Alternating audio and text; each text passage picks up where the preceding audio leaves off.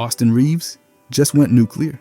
Austin Reaves just dropped 51 points in 39 minutes and did it like he was on a mission to personally rewrite his scouting report. Let's start right there. 51 points on 22 shots. That's not just efficient, that's absurd. He hit 12 of those 22 shots, good for 54.5% from the field, and then went 6 for 10 from 3. That's 60% from deep, in a game where the rest of the Lakers shot like they were trying to break windows, not nets. The team shot just over 32% from beyond the arc, and Reaves basically dragged that average out of the basement. And then there's the free throws, 21 of 22. That's 95.5%. Let that sit for a second. He scored almost half his points from the line, and he only missed once. That kind of foul drawing and free throw converting is elite. It's not luck, it's control. He wasn't just hunting contact, he was forcing defenders into mistakes and then calmly collecting his points. Sacramento kept sending him there, and he just kept cashing in. But Reaves didn't stop at scoring. He pulled down 11 rebounds, with 10 of them coming on the defensive glass. That's not a stat that usually jumps out for guards, but tonight, he was crashing the boards like a power forward. He didn't just get them, he secured them in crucial moments when second chance points could have turned the momentum. That one offensive rebound also kept a possession alive that ended in another bucket. He was everywhere. By the way, if you guys enjoy these deep dives, I'll be posting every day.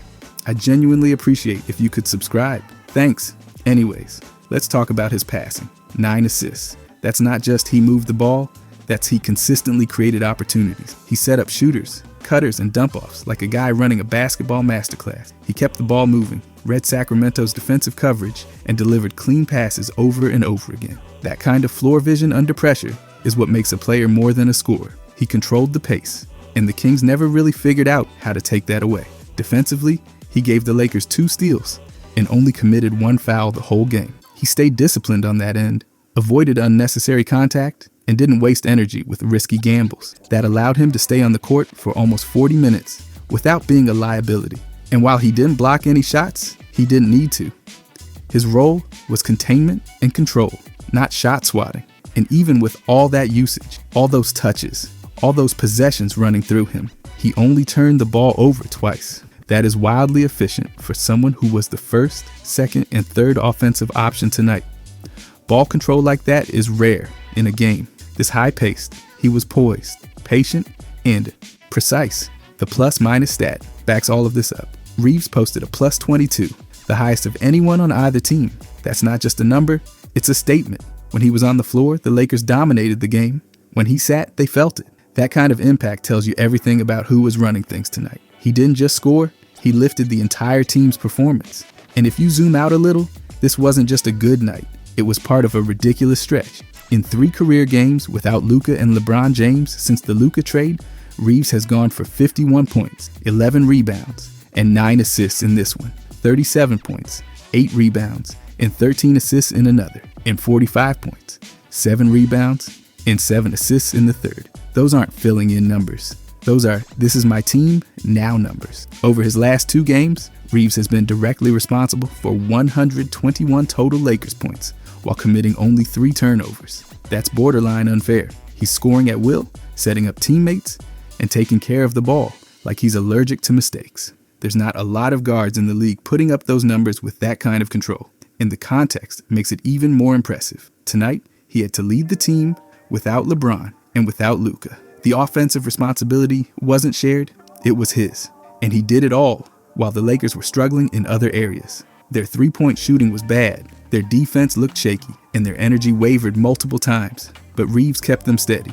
Every time the Kings made a run, he came right back with a bucket, a pass, or a trip to the line. The Lakers' 11-point lead in the fourth quarter nearly disappeared, but Reaves didn't let them fold. He played through the pressure, kept the offense calm, and made smart decisions, even when the pace picked up. That's not just about skills, that's about composure. He understood the moment, and he owned it. And while DeAndre Ayton had a solid night with 21 points and 15 rebounds, Reaves was the engine. He was the reason the Lakers escaped with a win, despite sloppy execution from the rest of the roster. If Reaves doesn't have this kind of performance, this game probably slips away. The Kings pressured the Lakers off the ball, created turnovers, and pushed the tempo. The Lakers were flat at times, especially in transition and defensive rotations. Reaves made up for all of it. When you drop 50-plus points, you usually end up with some shot-happy volume stats. But Reaves' night was built on efficiency. He took what the defense gave him, picked his spots, and punished every overplay and mismatch. 6 threes on 10 attempts, 21 free throws, all while making sure his teammates stayed involved. And the fun part, he didn't force it.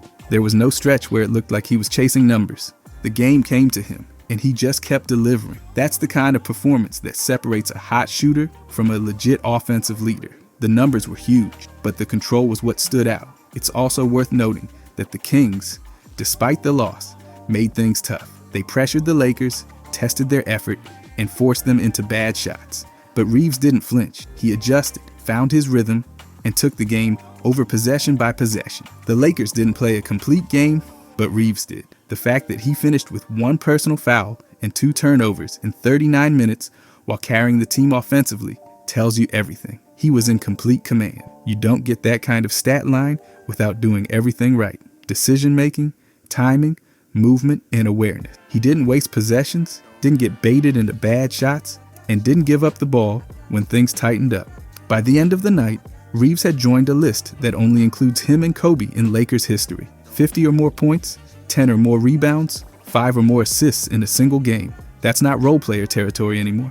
That's franchise-level impact. He didn't just show up, he dominated. And it's not just about the historical comparison. This kind of game shifts how teams have to defend him going forward. It changes scouting reports. It changes rotations. When you're putting up those kinds of numbers, defenses can't ignore you anymore. They have to scheme for you. That opens up opportunities for the rest of the team. The Lakers have been inconsistent lately, and they've needed someone to take control during these stretches without their stars. Tonight, Austin Reaves stepped into that role and delivered one of the best individual performances in the league this season. From efficiency, to poise, to playmaking, he checked every box. If the Lakers are serious about making a run this year, games like this from Reaves might not be optional. With LeBron and Luka both out, they needed a leader.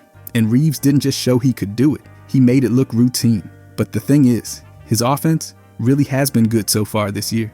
Austin Reaves has quietly put together one of the most efficient offensive seasons so far, and the numbers are loud about it. His true shooting percentage sits at 62.9%, which rockets him into the 88th percentile. That's not just solid, that's elite scoring efficiency, especially considering the fact that he's carrying a huge offensive burden with LeBron out. He's not just floating along, he's maximizing every shot, every trip to the line, and every touch. Speaking of touch, his shot quality, sitting at 63.4, puts him in the 90th percentile. That means he's not just jacking up garbage and praying for highlights. He's generating good looks, high-value shots, and finishing at a rate that reflects it. Reaves is not out there wasting possessions. He's choosing his spots like someone who's been in the league for a decade. His free throw rate is 33.8%, which places him in the 84th percentile. That tells me he's drawing contact, getting to the line, and turning plays into points. He's not settling. He's forcing defenders to make a decision, and usually they're making the wrong one. That kind of aggressiveness keeps the offense flowing and defenses on their heels. Now, even though his three-point attempt rate is at 41.6%, which is only in the 58th percentile, it still means a huge chunk of his shots are coming from deep. He's stretching the floor, making defenders chase him around the arc, and adding spacing for his teammates. He's not overly reliant on the three, but he's using it strategically, not just as a bailout. Let's talk rebounding. His offensive rebounding impact is technically negative at -0.1, which lands him around the 48th percentile. Not shocking for a guard, and honestly, that's not where they need him to make waves. His focus isn't crashing the glass, it's orchestrating, creating, and finishing. Still, he's not dragging them down in that area, just not really contributing there either. Turnovers are where things get interesting. His contextual turnover rate is 7.8%, landing him in the 43rd percentile. That's not ideal, but given the level of offensive responsibility he's handling, it's a trade-off that makes sense. He's got the ball a ton, he's creating constantly, so a few mistakes here and there are just part of the deal, and he's still keeping it under control most of the time. His load, which measures how much he's involved in the offense, is 43.4. That puts him in the 91st percentile. He's not just participating, he's carrying this thing. With LeBron sidelined, Reaves has stepped into a central role and is making the most of it. He's touching the ball, making decisions, and operating as one of the primary engines of the offense. Creation is another area where he's blowing the doors off. He's sitting at 8.3, which lands him in the 94th percentile. That number is wild. It means he's not just scoring for himself, he's generating offense for others at an elite level. He's getting into the lane, kicking out, dishing, and collapsing defenses constantly. This kind of creation helps everybody eat. He's lifting the whole unit. Portability is at 7.1, placing him in the 90th percentile. That means he's not system dependent. You can throw him into different roles, different lineups, and he's going to produce. He doesn't need a specific structure to thrive. Plug him in, and he adapts. That's huge for a guy stepping into this kind of spotlight with LeBron out. He's not just surviving, he's thriving in chaos. And when you look at his passer rating, that's when things really go off the charts. He's got a 7.4, which puts him in the 97th percentile. He's reading the floor, hitting cutters, making skip passes, and delivering dimes with consistency. He's not just racking up assists, he's making passes that lead directly to high-value shots. He's elevating the offense with his vision. Crafted offensive plus minus is another big indicator, and Reaves scores a 1.6, good for the 90th percentile. That blends all the different elements of his offensive impact into a single number, and it confirms what all the other stats are screaming. He's a top-tier offensive contributor. No fluff, no hype, just results. He's helping the team generate more points when he's on the court, plain and simple. And when you piece it all together, it's wild how complete the picture looks. Efficiency, creation, versatility, and playmaking. It's all there. He's not just filling in gaps while LeBron recovered. He's becoming a focal point, a connector, and a threat from every angle. And he's doing it without demanding the ball every second. He's picking his moments and making them count. It's not just about buckets either. His role is demanding, and the load stat proves it. He's being asked to create something out of nothing, a lot.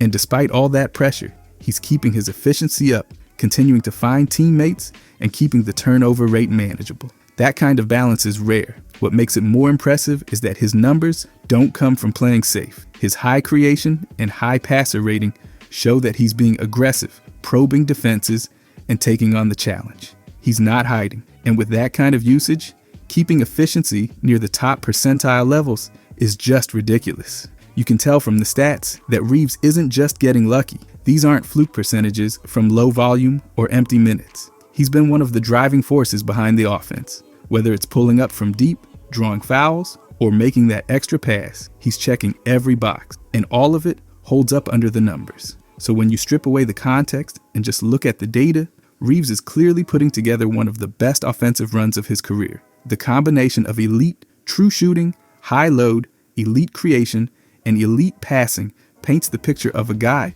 who's not just stepping up, he's evolving.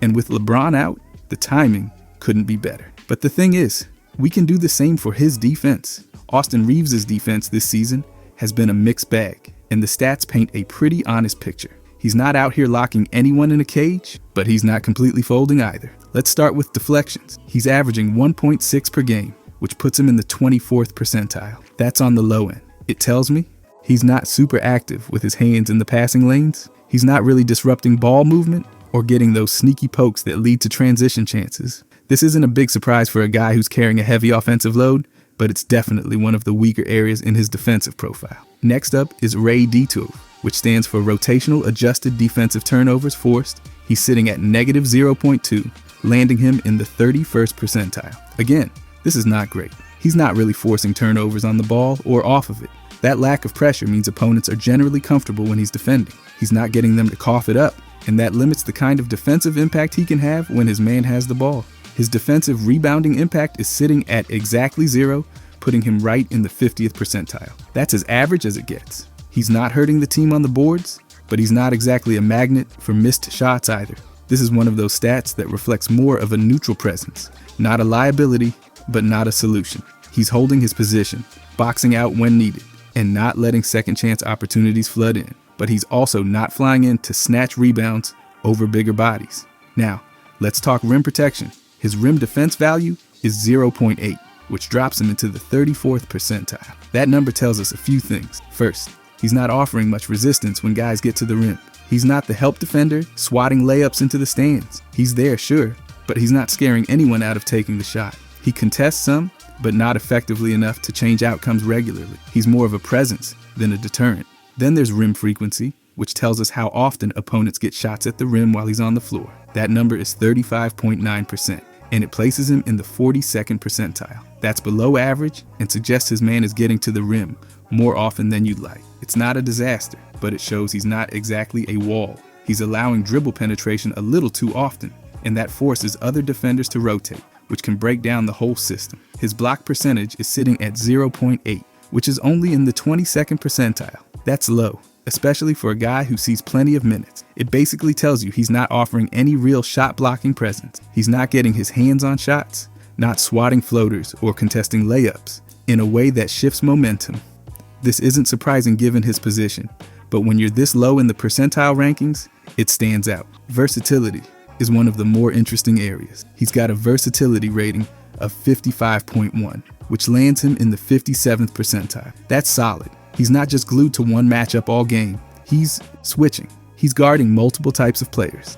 And he's not getting completely cooked when he has to deal with different offensive styles. This kind of middle-of-the-road rating shows he's usable across different situations, even if he's not locking guys down. One of the few bright spots comes from his relative personal foul rate. He's at negative 0.7, which places him in the 84th percentile. That's actually impressive. He's defending without fouling, staying in control, and not giving away easy points at the line. That's valuable, especially for a guy who has to stay on the floor because of his offensive impact. You want your key scorers to be able to play extended minutes without picking up DM fouls, and he's managing that well. Now here comes the most glaring stat in the bunch, his crafted defensive plus-minus. It's sitting at negative 0.9, which throws him down into the 18th percentile. That's rough. This stat takes everything into account: positioning, impact on opponent shooting, help defense, on-ball effectiveness, and it spits out a pretty clear message. Reaves has not been a strong defender this season. It doesn't mean he's out there getting cooked every possession, but it does mean that when you add it all up, he's hurting the team's defense more than he's helping it. All of these numbers combine into a pretty straightforward story. Reaves is not a defensive stopper. His game is built around offense, and you can see that in every stat. He's not creating chaos with his hands, he's not locking down ball handlers, and he's not protecting the rim. He's mostly staying in front of guys, contesting where he can, and avoiding fouls. That last part is valuable, but it doesn't cancel out the rest. What stands out is the consistency of the data. He's below average or average in almost every defensive metric except for foul control. He's not an automatic switch target, but he's not a guy you rely on to shut someone down either. And that's fine, as long as his offensive value stays high enough to make up for it, which it has. Reaves doesn't gamble a lot on defense. That's partly why his deflection numbers and turnover creation are so low. He's more conservative, more positionally focused. That helps avoid fouls and keeps the defense stable, but it also limits the number of game-changing plays he makes. You're not seeing him jump passing lanes or come from the weak side to erase a layup. He's more about containment.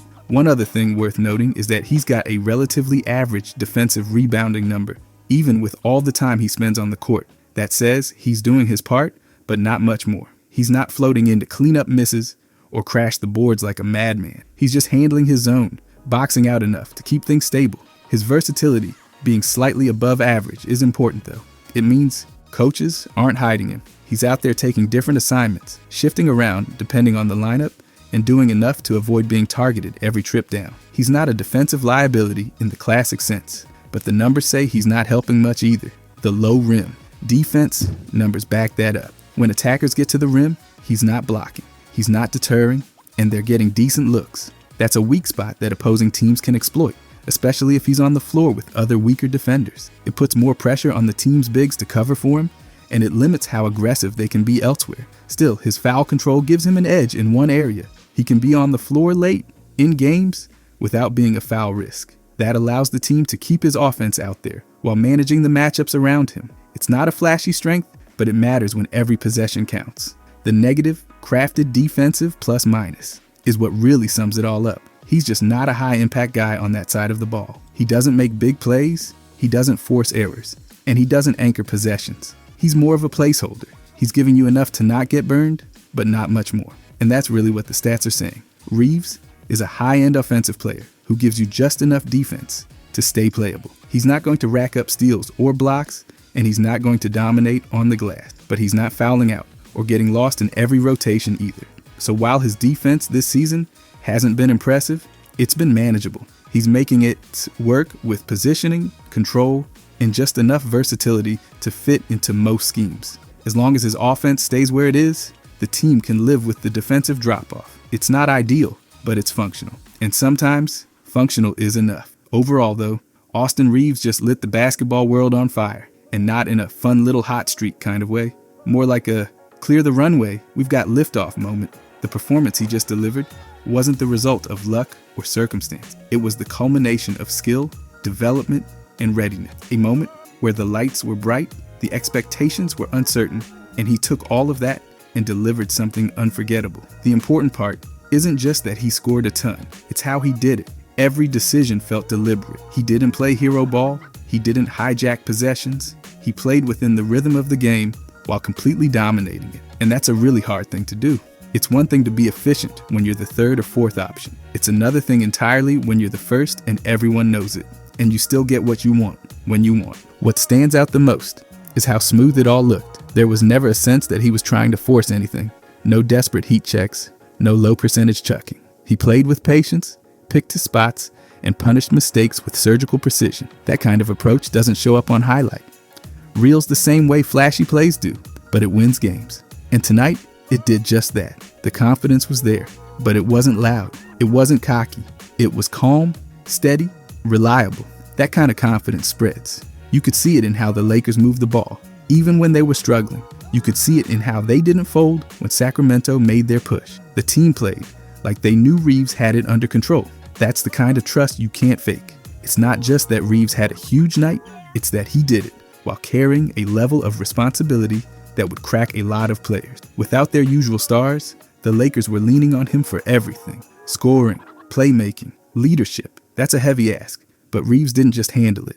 He thrived under it. He became the solution to every problem that popped up over 48 minutes. The flow of the offense ran through him, and it never looked clogged or frantic. He orchestrated every possession like he was directing a band. And even when the Lakers' spacing failed them, even when their shots clanked off the rim, Reaves stayed composed. He turned broken plays into opportunities. He found angles that weren't supposed to exist. That kind of vision changes games. He didn't get caught up in the moment either. There were plenty of chances for him to chase something flashy, but he stayed grounded. He didn't let the crowd, the pressure, or the scoreboard steer his decisions. That's the mark of a player who isn't just talented, he's composed. He's present, he's thinking 2 steps ahead while still being completely in the moment.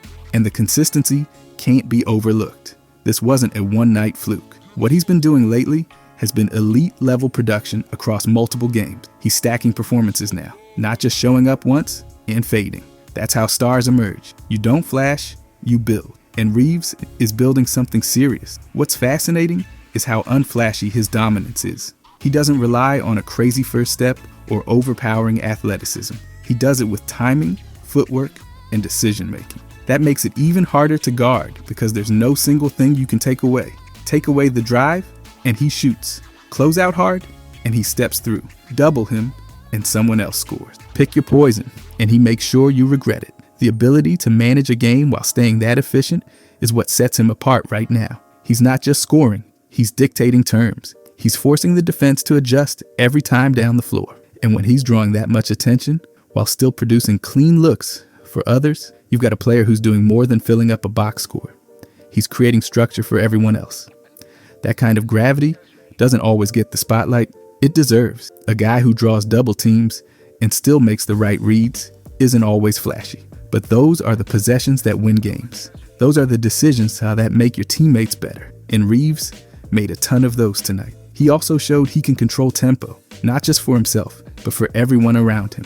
That's what leaders do. When the team needed to slow down, he ran the clock and got a high percentage look. When they needed a spark, he pushed in transition and made something happen. He didn't just play in the system, he became the system. And that's not a role everyone is comfortable stepping into. It's not just about the offensive side either. His discipline on defense, his control in avoiding fouls, and his ability to stay on the floor through high-pressure minutes gave the Lakers a much-needed anchor. He may not be a shutdown defender, but he knows how to stay in front of guys, how to rotate, and how to avoid being the weak link. And when your offensive value is that high, all you need is to not be a liability on the other end. There's something to be said about how he carries himself too.